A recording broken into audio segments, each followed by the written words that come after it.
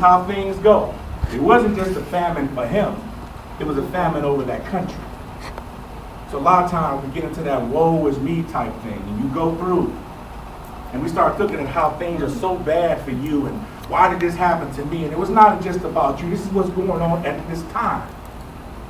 But because you didn't do what you were supposed to, because you stepped out of the protection of your father, because he stepped outside of the wealth and the protection of his father, now he was subject to whatever it was that was going on out there. And so let me just say it clearly so that you get it this morning, that when you step outside of God's protection, when you leave his protective order, his foundation, and you stop paying attention to, you stop living by good, godly Christian principles, you get what the world has to offer you. You get the results of what you talk about to other people. You get the results of what you see on reality TV, because that's the standard that you're living by. Even though you're not living on it at that same level, you still get the same results, because now you are in a different worldly system. You stepped outside of the spiritual protection of where you were. And so sometimes you've heard people say, you get what you deserve. You got what you was asking for. You get the result of it, not just what you wanted at that time. There's a result, there's a payout that comes from that thing. After there was a bad famine all throughout the country, and he began to hurt. He signed on with the citizen who was assigned him to the field. Listen to this now. His father was a man of wealth. There was no reason for him to be working in anybody's fields. That wasn't his lot, that wasn't his track.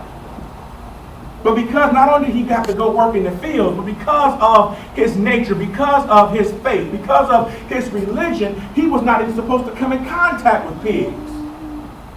But here it is, he's helping. He has to work in the fields, in the slop, in the waste of that thing that he's not supposed to touch. So think about it in terms of a relationship. Not only are you involved with somebody that you are not supposed to be involved in, you are dealing with on a daily basis the waste of the person that you're not supposed to be involved with. You get all of their hell, you get all of their fury, you get all of their confusion, you get all of the garbage. Get them right. Okay. Amen. Amen. Church. And that's important for us to understand. And it's not just me beating up or saying anything about anybody in particular. That we have had times where people weren't supposed to be with us because we weren't at the level we were supposed to be at. And so guess what? Can anybody in here, you don't have to raise your hand, just be honest and talk about at a time when you were not right, where you were not healthy, and you had a good person in your life and you treated them bad. They got the waste of your foolishness. They got the waste of your hurt. They got the waste of your rejection. They got the waste of your bitterness. And they had to deal with it. And at some point, they did this thing.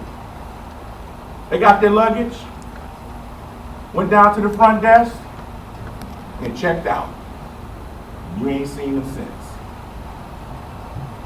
Just dealing with your waste, your foolishness, your garbage. It happens. Let's go on. And this is the part I love. This is the part right here. It says, that brought him to his senses. That brought him to his senses. In another version it says, and then he came to himself. He realized who he really was. And so that's what I want us to look at this morning when I was talking about this before. Do you know who you are as defined by God?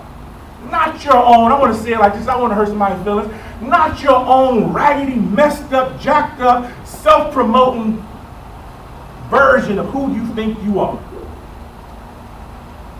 But do you know honestly who has God defined you as?